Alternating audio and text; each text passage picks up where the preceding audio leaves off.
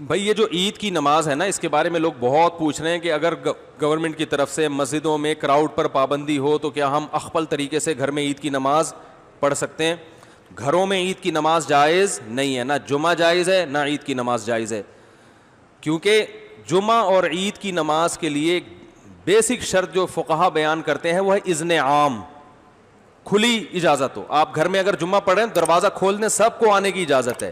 اور لوگ کہتے ہیں اس کی دلیل کیا ہے؟ بھائی اس کی دلیل یہ کہ جمعہ اور عید یہ شاعر اسلام میں سے ہے، یہ بند کمروں میں نہیں ہوتا. اس سے جمعے اور عید کی ویلیو ختم ہو جاتی ہے. جیسے نبی صلی اللہ علیہ وسلم کے دور میں گاؤں میں کہیں کبھی جمعہ نہیں ہوا. مدینہ کے ارد گرد کے جو گاؤں کے لوگ تھے وہ جمعہ آ کے پڑھتے تھے کہاں؟ مدینہ میں. گاؤں میں نہیں قائم کیا کیونکہ یہ شاعر اسلام میں سے ہے نا. تو اب یہ کیسی اجازت ہے کہ نبی کے دور میں گاؤں کے لوگ شہر میں آ کے پڑھ رہے ہیں اور یہاں شہر کے لوگ اپنے اپنے گھروں میں بند ہو کے پڑھ رہے ہیں؟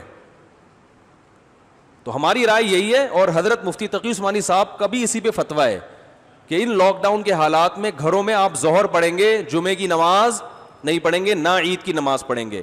عید کی نماز وہاں پڑھ سکتے ہیں کہ جہاں پھر لوگوں کو کھلے عام اجازت دے دیں. تو اگر کسی فیکٹری میں یا کسی ایسی جگہ پہ سب کو آپ نے اجازت دے دی بھائی یہاں آئے تو وہ پڑھیں، پھر اجازت ہے. تو یہی رائے ہے. اس کے خلاف جو قول ہے ہماری نظر میں وہ ضعیف ہے. تو گھروں میں اخپل طریقے سے نہ عید پڑھ سکتے ہیں اور نہ جمعہ. بھائی ہمارے یہ دلائل ہیں، اور مفتی اعظم حضرت مفتی تقی عثمانی صاحب وہ بہت بڑے محقق ہیں، ان کی بھی یہ رائے ہے. تو دلائل کے ان کی تو ایک اور بھی دلیل انہوں نے دی ہے کہ اگر اس طرح سے لوگوں کو جمعے کی اور عید کی اجازت دے دی جائے تو جمعہ اور عید کی ویلیو لوگوں کی نظر میں ختم.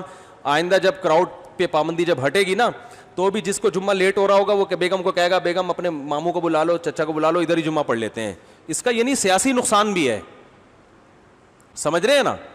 جمعہ پڑھنے میں ذرا تاخیر ہو رہی ہے تو چلو یار ادھر 2-4 بچوں کو کھڑا کیا، خطبہ یاد کرنا کون سا مشکل ہے، دیکھ کے پڑھ لیں گے خطبہ.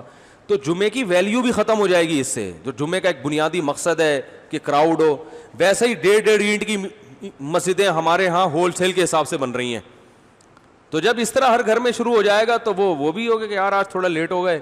شروع میں تو یہ ہوگا کہ آج تھوڑا لیٹ ہو گئے تو ہم گھر میں ہی پڑھ لیں گے. اس کے بعد یہ ہوگا کہ لیٹ نہیں بھی ہوں تو ہم جب گھر میں ہو رہا ہے تو یہ مولانا صاحب کی تقریر جا کے کیوں سنیں، ان کے منہ سے خطبہ کیوں سنیں. ویسے بھی مولانا صاحب سے مسجد میں نمازیوں کو اختلافات تو ہوتے ہیں نا.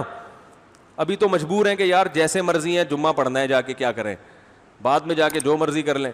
لیکن جب ذرا سے اختلاف ہوں گے، مولانا صاحب ہر جمعے میں 4 شادیوں پہ بات کرتے ہیں، لہذا ہم اپنا جمعہ الگ پڑھائیں گے. تو یہ شروع ہو جائے گا حساب کتاب، ٹھیک ہے نا. ذرا سے اختلاف پہ ابھی پابندی ہے بھائی، نہیں ہو سکتا، جس نے آنا ہے مسجد آئے، نہیں تو بس ختم. تو یہ مفتی تقی عثمانی صاحب دامت برکاتہم کی رائے یہ ہے کہ یہ سیاستاً بھی کیا ہے، نقصان دہ ہے. لیکن پھر بھی اگر کسی عالم کی رائے ہے وہ مصر ہے کہ نہیں گھر میں، تو کوئی ان عالم کو فالو کرتا ہے تو ٹھیک ہے. لیکن ایک تو علماء کا احترام کریں، ایک دوسرے پہ کیچڑ نہ اچھالیں. اگر کوئی عالم یہ کہتے ہیں نہیں گھر میں عید پڑھ سکتے ہیں، جمعہ پڑھ سکتے ہیں، تو بہرحال وہ عالم ہے تو قابل احترام ہے.